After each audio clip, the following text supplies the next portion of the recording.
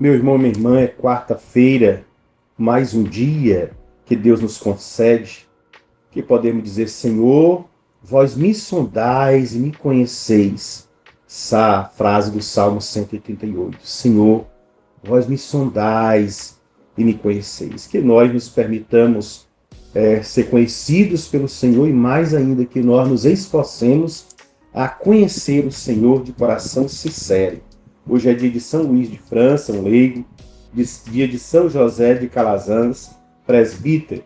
Também é dia do feirante, dia do soldado, dia do exército brasileiro. E o nascimento do Duque de Caxias, na data de hoje é 1803. E a independência do Uruguai, na data de hoje é 1825.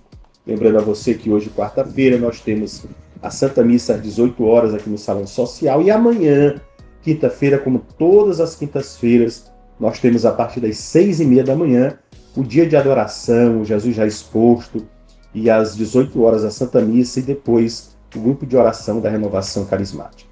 O evangelho de hoje que vamos escutar e partilhar é de São Mateus, capítulo 23, os versículos do 27 ao 32, que diz: Naquele tempo disse Jesus: Ai de vós, mestres da lei e fariseus hipócritas! Vós sois como sepulcros caiados, por fora parecem belos, mas por dentro estão cheios de ossos de mortos e de toda podridão. Assim também vós, por fora, pareceis justos diante dos outros, mas por dentro estáis cheios de hipocrisia e injustiça. Ai de vós, mestres da lei e fariseus hipócritas! Vós construís sepulcro para os profetas e enfeitais os túmulos dos justos, e dizeis: se tivéssemos vivido no tempo de nossos pais, não teríamos sido cúmplices da morte dos profetas. Com isso confessais que sois filhos daqueles que mataram os profetas. Completai, pois, a medida de vossos pais.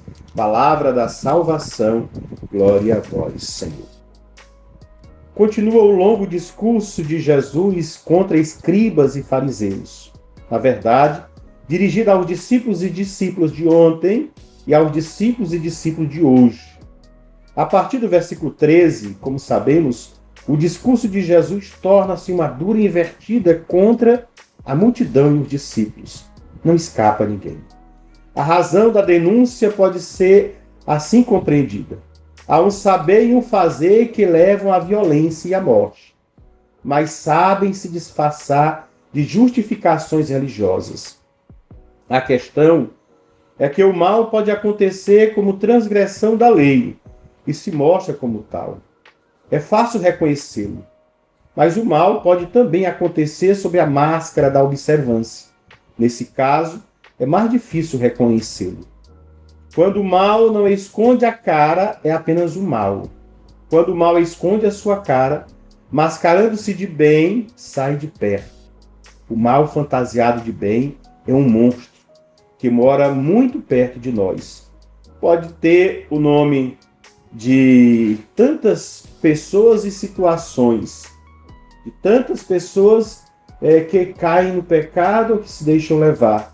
São pessoas, conselhos, omissões, autoridades religiosas, instituições civis. O nome pouco importa. O ponto e o porto são sempre os mesmos. Nada pior neste mundo que o mal para fins de bem. É para o seu bem e para o bem da igreja poder crer. Nós sabemos o que é melhor para você. Quantas vezes escutamos isto? E é com esses ditados que o mal às vezes nos chega disfarçado de bem. O mal em forma de bem é a hipocrisia de quem faz o mal, mas não é capaz de assumi-lo como tal. Se assumisse, estaria correndo o risco de converter-se.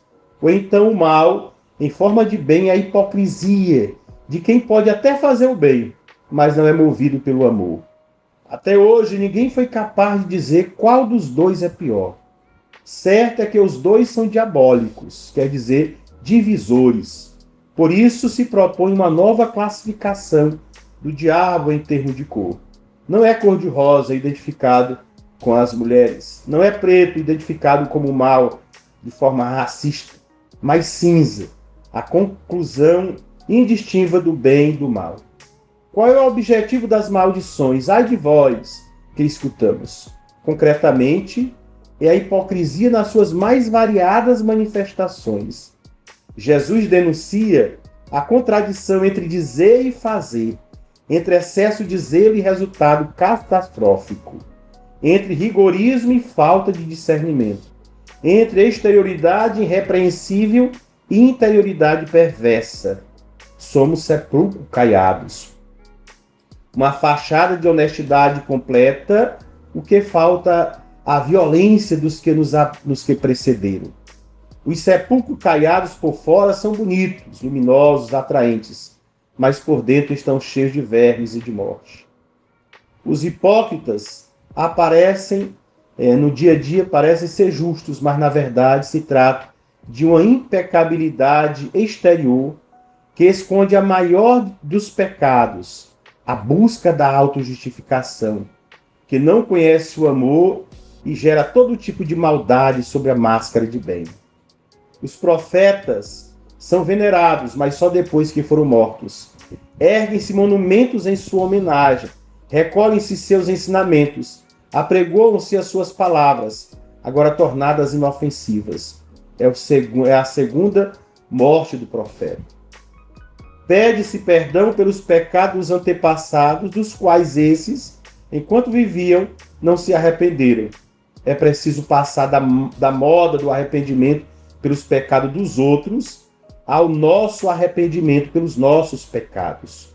O perigo é mascarar os pecados atuais, continuando a mesma história de violência dos nossos antepassados.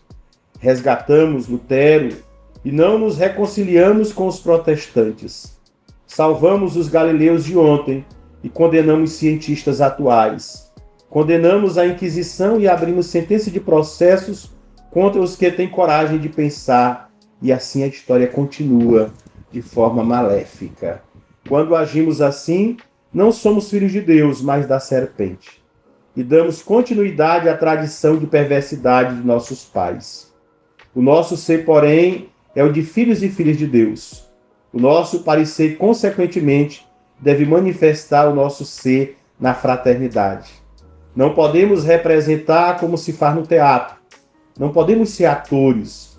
O ator é outro, nunca ele mesmo, mas fazedores da palavra.